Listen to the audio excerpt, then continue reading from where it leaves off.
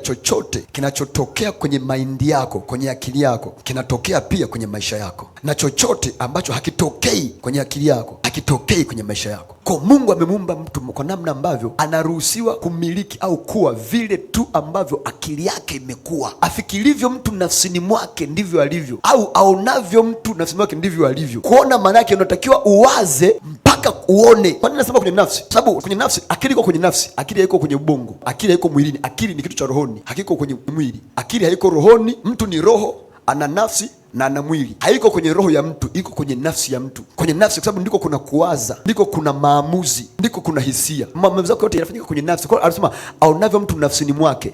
Maana yake ni nini? Kwenye nafsi ndiko kuna akili. Akili iko kwenye nafsi. Ndiyo maana sasa kwenye Wakorintho wa pili sura ya 4 mstari wa 3 na 4 inasema, ikiwa injili imefichika kwa hao wanaopotea, ambao Mungu wa dunia hii amepofusha fikra zao ili isiwazukie nuru ya injili, wakaokoka. Kwa nini apofusha? Sababu anajua usipoona kwa jinsi ya ndani au miliki kwa jinsi ya mwili, lakini inatakiwa uwaze mpaka uone. Mungu, nina hii shida, natokaje hapa? Nafanyaje hapa? Mungu, kuna huu mkwamo, tokaje hapa? Yule mwana mpotevu alikaka waza, hakuna mpaka lini? Mimi ni mwanadamu, hiki sistahili, natokaje? Mungu akampa solution.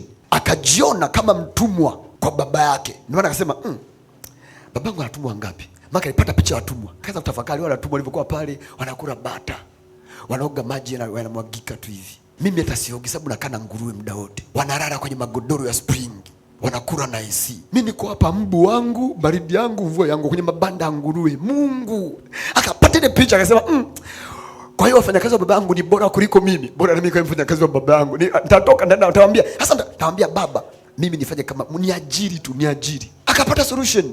Aliwaza. Ukiongea unaongea aliyoko ndani. Biblia inasema kinywa cha mtu hutamka ile ujazayo moyo. Kwa kama aliongea akasema vile make alifawaza mpaka akaujaza moyo wake, akachukua hatua. Hakuna kitu atakachokipata mwanadamu au hakuna hatua atakayopiga mwanadamu kama kwanza akili yake haijapiga hiyo hatua. Sababu awazavyo mtu nafsini mwake ndivyo alivyo. Waefeso 3:20 nasemaje? Basi atukuzwe Mungu aweza kufanya mambo ya ajabu kuliko tuyaombayo au tuyawazayo, kwa kadri ya nguvu inayotenda kazi ndani yetu. Kwa maana kuna nguvu inayotenda kazi ndani ya mtu, ila ile nguvu haitendi bila mawazo kuhusika. Kwa unapowaza unatoa nguvu za kwenda kufanya kazi juu ya mawazo ya kwako. Kwa lugha nyingine ni kwamba nguvu ya kubadilisha maisha ya mtu haiko mbinguni, iko ndani ya mtu. Nguvu ya kupigisha mtu hatua kwenye mambo fulani fulani iko ndani ya mtu mwenyewe, lakini mpaka mawazo yaingie kazini. Kwa hiyo unapowaza, si tu kwamba unawaza, bali unatoa na nguvu pia itakayoingia kwenye hilo eneo unaloliwaza kuliletea mabadiliko. Atukuzwe Mungu azofanya mambo ya ajabu mno kuliko tunayoyaomba au tunayoyawaza, kwa kadri, neno kwa kadri make, kwa kiwango au kwa kipimo cha nguvu inayotenda kazi ndani yetu. Kwa maana ile kwamba unawaza, si tu kwamba unawaza, bali unaachilia na nguvu kwenye ile wazo. Haujaonaga wachawi anza kuangalia hivi, kumbe kuna nguvu ya kiroho anaitoa inakuja kwako. Sio unaga kwenye zile movies za Nigeria, anakuangalia hivi, wanaona kama mishale, anakuwa haangalii tu eti amekondoa macho, jicho la kawaida halitoi nguvu. Anakuangalia ila ndani yake anawaza, huku anaongea moyoni. Sio mama toka na damu yake 12 alisema moyoni, nitajisogeza nguzi tundu vazi la Yesu. Alivyogusa ilivuta nguvu ikaingia ndani yake na kukata ile damu. Kwa alisema, kwa ndio mtu anakutazama anasema moyoni. Yale mawazo yanatoa nguvu. Lakini jambo lingine tunalipata kwenye andiko ni nini? Mungu analeta majibu ya mawazo yetu. Kwa usipowaza hakuna majibu. Ndio maana kwenye kila changamoto waza. Usipowaza hakuna jibu. Kingine tunachopata hapa ni nini?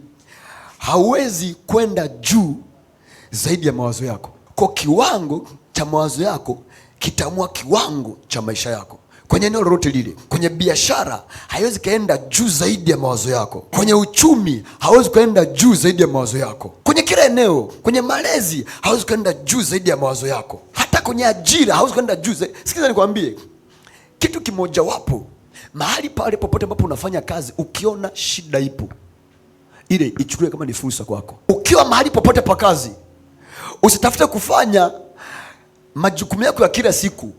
Tafuta shida zilizopo, then tafuta solution zake. Sikiza, kwenye Biblia wote walioinuliwa waliunuliwa kama matokeo ya kusovu changamoto kwenye maeneo yao ya kazi. Anakuja kijana mmoja anaitwa Yusufu, anambia Farao, hii ndoto tafsiri yake ni hii, nakupa na solution.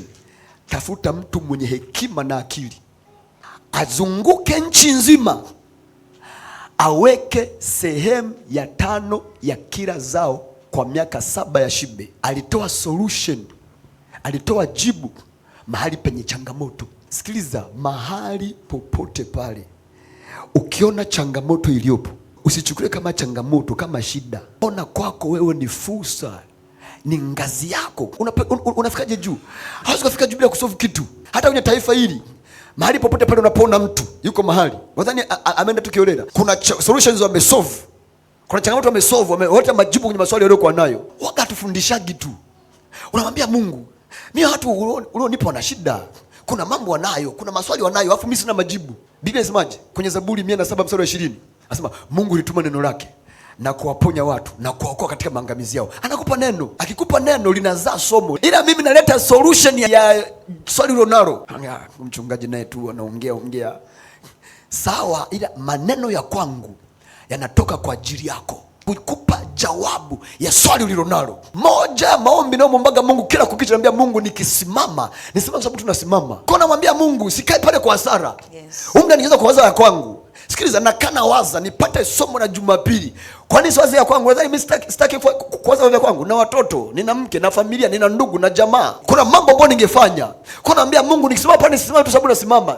Nisimame nikiwa na jibu la swali la mtu. Sababu nisipokuwa na jibu la swali la mtu nimepoteza muda. Na sitaki nipoteze muda. Nipe majibu ya maswali watu walionayo. Nipe solutions za maswali watu walionayo. Wakinipokea sawa, wasiponipokea sawa. Wakisikia sawa, ni kazi yao. Lakini mimi Mungu nibebeshe jibu la swali ya mtu. Nikisimama hapa nasimama na jibu la swali la mtu. Sasa ukisubiri hadi nikuwekea mkono ndio upate solution, imekula kwako. Zaburi 107 mstari 20 inasema Mungu hulituma neno lake na kuwaponya watu na kuwaokoa katika maangamizi. Kwenye kila aina ya maangamizi Mungu anatafuta neno, analiachilia ndani ya moyo wako. Neno Biblia inasemaje?